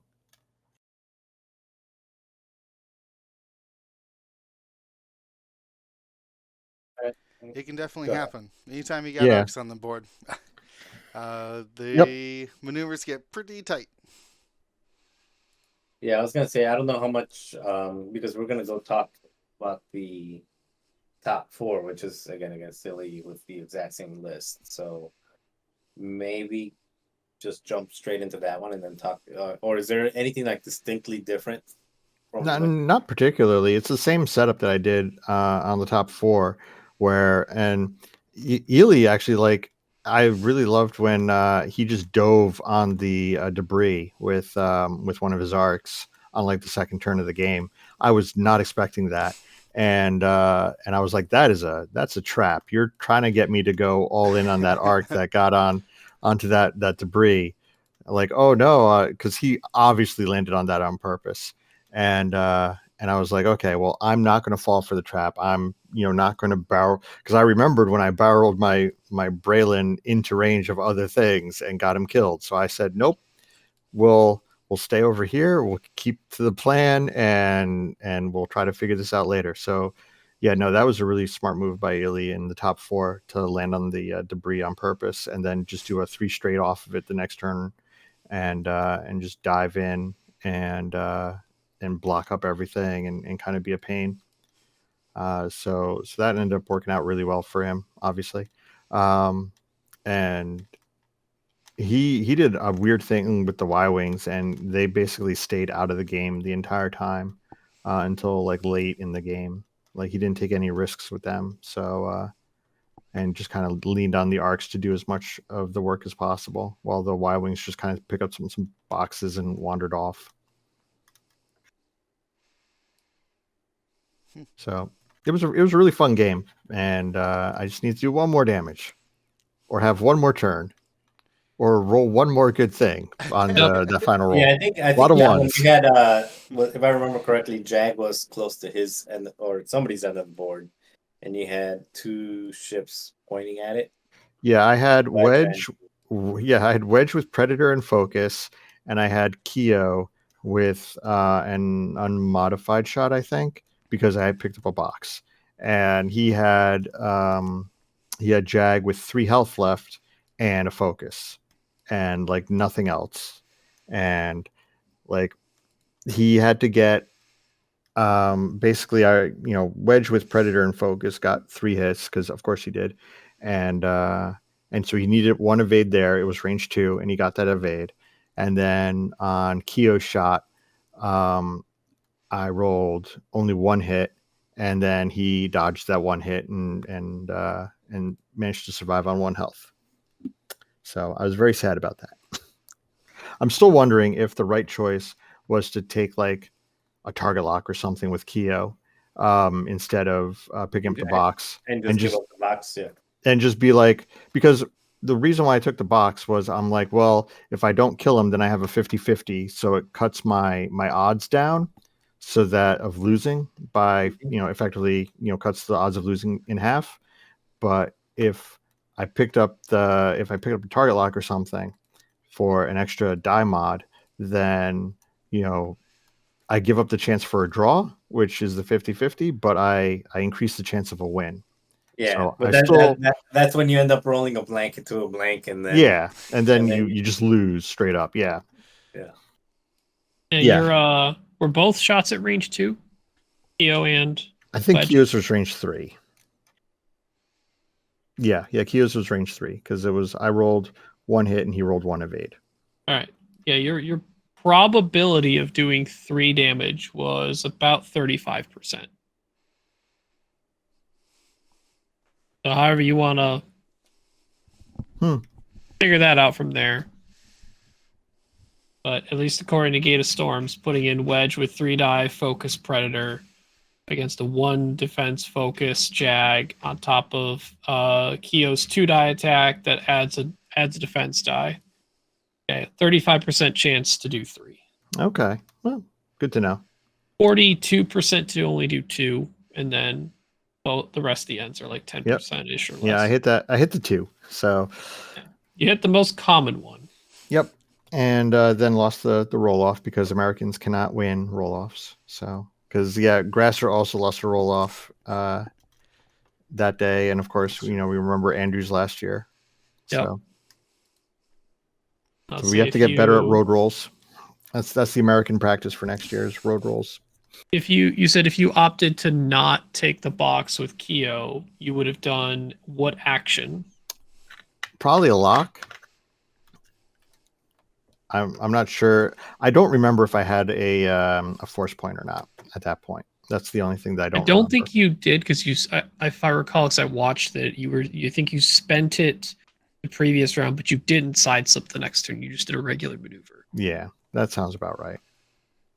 If you just took a lock, chances don't increase a ton. You only go from like that 35% to maybe like a 37.5%. Oh, that's nothing. Yeah. Okay. Yeah, so then definitely picking up the box and going for the. It does become your most probable outcome, but your chance of doing 2 is like 34%, and your chance of doing 4 is like 15-ish%. So your higher end goes up just a little bit, but I don't think it's enough to have that chance to bottom out and never even get the chance to do a roll off. I think what you did was probably right. Yeah, but didn't quite get there. Yep.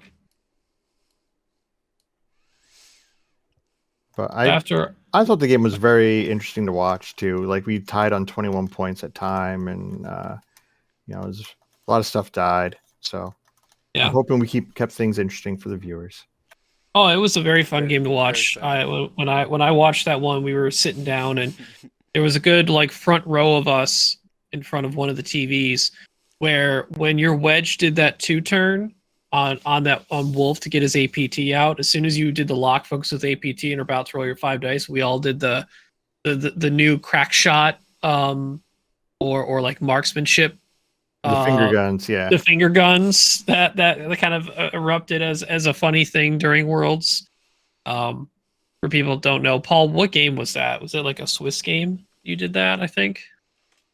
I don't even remember what game it was that, Phil took a random, action shot of me pointing at something, and I pointed with 2 fingers at the thing, so it looks like I'm giving it the finger guns, and it's like I'm pointing at something that I'm about to shoot, and yeah, it's like, hey, bam, nothing Yeah. personal. Yeah, nothing personal, kid, or like marksmanship, crack shot. Yeah, like some discords went wild to turn them into like alt art card styles of marksmanship or crack shot or whatever. And when you were doing that attack, like 4 of us in the front row all just finger gun towards the floor. It's like, all right, this wolf's dead here. He's got the APT on him. Yep. Actually, I don't That's think excellent. he didn't die from that APT. It was No. from follow up shots from Gemmer and Keo, right? Yeah, the A-Wings did it, yeah.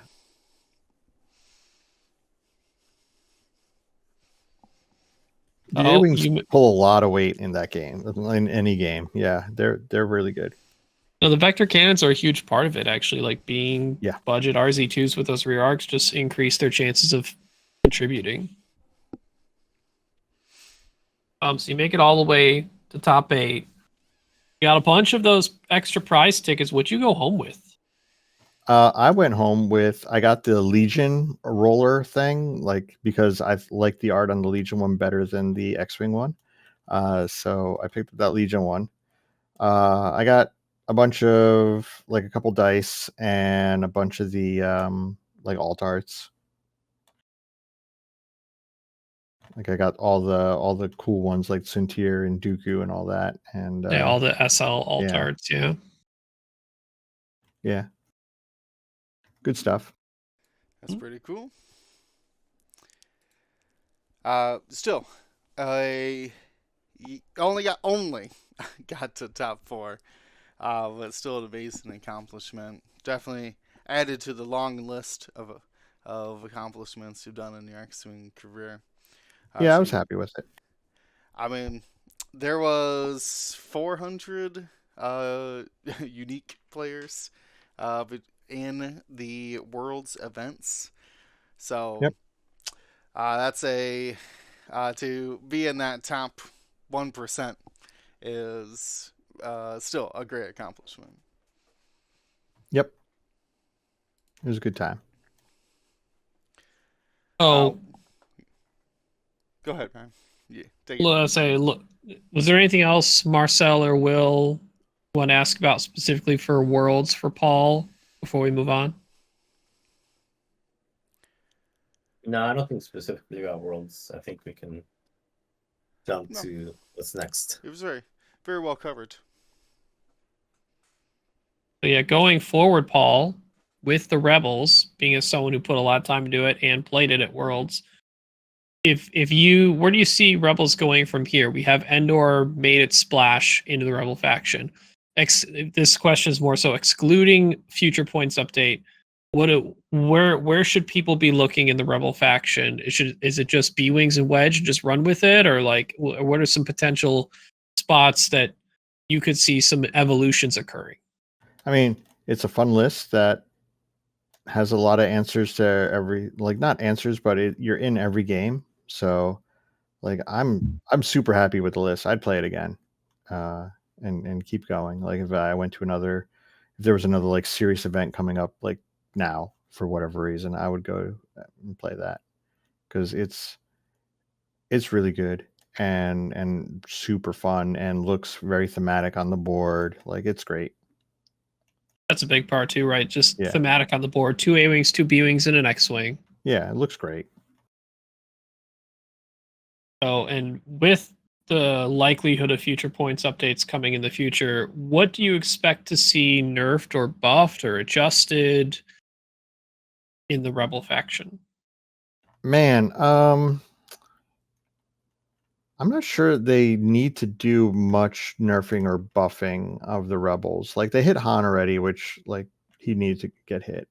But I'm not sure a lot of the other things that are out there. Like, yeah, Wedge is great and Luke is great, and the B-Wing lovers pair thing is great. But, like, I think they're reasonably priced compared to everything else that exists. So I'd only want to, like, nerf them if like you just did a just general power level decrease across the board to everything, which I don't think is like the path that I expect to see in the future. I mean, buff wise, you know, you got to hit the rebel starter and buff it. It's like the entire rebel starter needs to be buffed. And beyond that,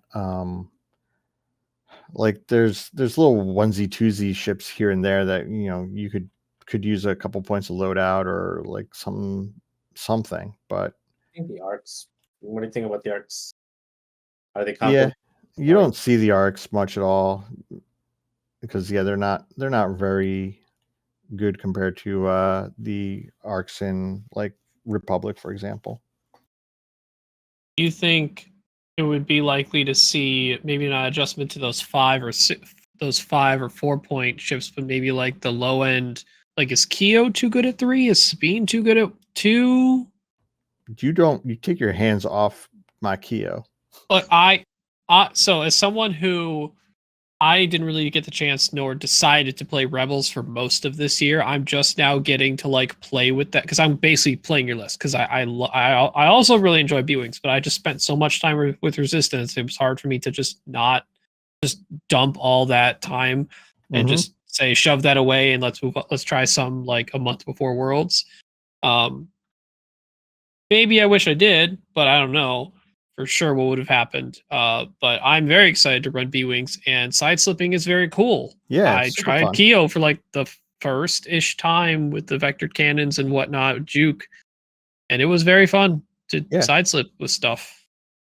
Yeah, and I mean, yeah, Sabine's probably too good for a 2-point ship, but Sabine's also super fun, so I don't want to hurt Sabine too much. I can see them getting rid of her loadout and not letting her be Beskar Sabine, but like if she goes to 3 points, no one ever plays her again. Like I don't care how much loadout you give her. So yeah, it'd be more like a chance where if she goes up to 3, something else comes down to 2 and they swap. Yeah, right? Yeah, and basically you have a slightly worse ship at 2 points, but whatever. I like having Sabine as the mascot for Rebels. I know a lot of people are like, hey, a TIE fighter as the Rebel mascot is kind of weird, but it looks cool on the board. So I feel everyone recognizes Z95s. I mean, at least the generic Z95s, like 0.0 loadout generic Z95s. Man, I worry about 2.0 loadout Z95 when you can, like, if it's a generic one that you can spam. Like if there was one 2-point Z95, yeah, that'd be fine. But like a bunch of them, like it just wouldn't be fun to play or play against. That's the thing that worries me. Not that it'd be too powerful or anything. It just wouldn't be enjoyable to be like, oh look, you've got like 3 real ships and then like 4 Z95s that I have to chew through. Awesome. Yeah, I mean, you're getting that with the Empire anyway, and it doesn't seem to be breaking the enjoyment of it. Like you get the 3 TIE fighters typically, and it doesn't seem to be messing. It's not unfun. It's not so overdone to where you're seeing it every other games. Yeah, it's not terrible. Like it's not a terrible idea to do it. It just I worry about just having a bunch of beefy ships that, like, I mean, yeah, Z95s, they die just as fast as TIE fighters, but they just, for some reason, Z95s feel like they live longer. I don't know what it is. Well, it's that initial having shields. Yeah. It's the fact that a hit crit won't kill them. Yeah. A hit crit can kill a TIE fighter in one shot. Yep. Yeah, that's... And a Beskar one. Yeah. So I could see maybe slight things to Sabine, but I really like having Sabine. She's also super fun to fly, and I like bringing her out when I can. But what would be at the top of your wish list if Paul was in charge of Rebels and he wanted to do one thing to the faction? What would you do? Oh man, I have so many weird, crazy ideas that if I was like in charge of X-Wing for a day, I would do. But like, okay, so this is kind of going off the reservation a little bit, but like I would make a list because SL cards are very hard to balance. Like Wedge is probably a smidge too good, and Luke is probably a smidge too good, but not not like so good that you bump them up a point. So, and like things like Tomax are definitely a smidge too good. But like if you bump him up a point, he's just gone forever. Like no one ever plays him again. So what I would do if I had my druthers and I was in charge of the whole thing, I would make a list of the galaxy's most wanted. And in that list, I would say, okay, these following ships, the SL things, if you kill them, you get 1 extra point for killing them, but they're still the same number of points. So that would be my thing that you would do. You'd make like, Tomax he's still only a 3-point ship, but you get 4 points when you kill him. Like that would be my big thing that I would be going up against. Yep. So for squad building, you can still build a lot what you have now, but when they die, they give up more. Yeah. Huh. Mm-hmm. I like so that's interesting. Very interesting. That is what I would do if I had my wish list thing. That's So who on Rebels is going on there? You said Luke and Wedge. I mean, Luke is definitely on there, and Wedge is probably almost certainly on there as well. I mean, maybe Sabine, but if that's what it takes to keep Sabine at 2 points, I could see Sabine, but yeah, like I'm not sure a lot of the rest of them would go. Like even Io is probably still like a 3-point ship. Like, would you give Han back his original kit if he gave up 8 points? Ooh, that'd be interesting. I would at least try it and see if it was like 8 points is a lot of points to give up when you die, and Han is killable. Yep. Very true. Very true. All right, I like that. That's got my the wheels turning for ideas. I like that a lot. Like a bounty board. Instead of the restricted list that's blank, we just have a bounty board out there. How would they work with chance? Would they just give up the only when they die? Only when yeah, so confusing. I don't know, man. It doesn't matter. Like, so do what you want. Like, if you wanted to implement or that, like a fun maybe game or in Paul's extra wishland, chance engagement no longer exists anymore. We have a new scenario. Paul does not have to worry about chance anymore. Man, I would be so happy if they got rid of chance, just because I suck so much at it. Yeah, like I have so much trouble getting chance in my brain. I don't know why. Monkey's paw, chance gone. But the problem is, it's one that's worse for Paul. Well, you say that it's like old school X-Wing. It's most certainly not like old school X-Wing. It forces you to do the one thing you were never supposed to do, which was fly into the middle of the map early. Yeah. I actually read there was like this article that was written about 1.0, like the worlds that I won in 2013, and like the guy wrote a really detailed article about it, and it was a 20 round long game. But the first like 3 or 4 turns, there was no combat. And then like I remember it being a really long game, but the guy was like, after 20 rounds of combat, I'm not sure it actually was 20 rounds of combat, but it was so long because it was 4 rounds before we even started shooting, and we both kind of played cagey and stayed out of the middle, and then we finally like turned in and started like nipping at each other's heels and everything. Yeah, so yeah, it is. Chance is definitely not how most high level old school X-Wing was. It was definitely use the corner. Yeah, the middle. The middle's where you go to die. Don't go there. Yeah, first one in the middle was normally the first one to lose. Yeah. So I mean that's what makes chance engagement interesting, though. How much are you gonna risk being in a bad position? Or you just send everybody in the middle and say, this is the jousting lane now.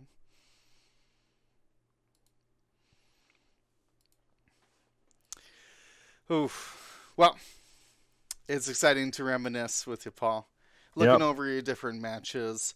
I've been meaning to put the B-Wings on the table again. They just look so good. But maybe they're very fun. I'll have to steal some of your deployments. I'll look back and on the games we caught you on stream and see how exactly you did deploy them. I mean, it's very easy. You just kind of set the B-Wings up in such a way that they're going into the middle. However you want to do that, whatever the smartest path is. then usually there's an A-wing on either side of the B-wings. One of them just goes like 5 straight deep, and the other one just does like a hard turn and kind of hangs around in your deployment area and kind of flanks from that side. And then Wedge is set up after everything else, so you kind of determine, is Wedge going to hang around with the guy who's hanging around in your deployment area, or is he going deep with the guy who's going deep in the gutter? And that's kind of that's all there is to it. Because you do need to pair Wedge up with somebody for it's a trap. That's the whole point of why he's better than Luke. Is that Wedge and an A-wing pair up. Yeah, I'm sure, and he could kind of boost with them for the most part if he needs to try to go fast. Don't boost with Wedge. Never boost. Okay. All right. You heard it here. Well, only boost if you're leaving and don't plan to shoot. Yeah. If you're running away with Wedge, boost all you want. Get that extra range band. It doesn't say if you aren't depleted, so keep boosting. Don't look back. Yeah. That's super interesting. Well, Paul, it has been amazing having you on. So glad you can come. Thank you. And discuss this X-Wing with you, assuming you'll be in the top cut next year for Worlds, or win another major event. So I'm sure we'll have you on another That'd time be cool. in between then and now. I do like winning. Well, it's half the fun of X-Wing. Yep. Awesome. Thanks for having me on, and don't forget to go to Nova Open. So are tickets available for that already? I think so. I'm terrible at doing this, but I'm pretty sure it is. Yeah, they opened the sales up. I'm taking a look right now. Yeah, they have the dates. No, they go on sale March 1st. It is February. It is not March. In April. Well, there you go. September 28th through August 28th through September 1st. Yep. Oh, I am definitely 100% not going. But you suck. Is that your anniversary? No, it's not. But I got tickets for Messi from Miami to go watch. Oh, neat. Play on the 31st. So I'm not. Those tickets are expensive. I'm skipping. No problem. That's okay. But if it wasn't for Messi, I'd be there. So unless you got tickets to go see Messi, go to Nova Open. It's worthwhile. Yeah, well, hopefully you'll be able to catch the action live, Marcel, because we are planning. It is one of the events that we are locking in. As long as there's an X-Wing event, which with yourself and Josh and Chris all involved in it, I would imagine there would be. So that is exciting to look forward to. But for now, it's been a wonderful evening. Of course, if you're looking for more Gold Squadron, be looking for on the YouTube. We are posting things in there, hopefully very soon. It's been taking a little bit of a break, but really wanting to jump back in, getting the rest of those tournament videos up. And of course, podcasts live every Monday night. Those normally hit YouTube Tuesday or Wednesday or so. And then, of course, you can always catch me and James. We play some X-Wing. We'll watch some X-Wing on Wednesdays. And I think we're signing up for a Tuesday night as well to cover some more Nickel City League matches, some online matches in Greg's league. So very exciting to look forward to that. But for everybody here at Gold Squadron, stay safe, stay smart. Gold Squadron out. Thank you to ISO, Danko, Baffle, Trojan, Prophet, Shadow, Tycho, Spice, Raider, Lancer, Fallen, Row 6, 626, Chief, and J List, our Grand Admiral patrons. And all of our Gold Squadron patrons and community members, thank you for your support. Gold Squadron out.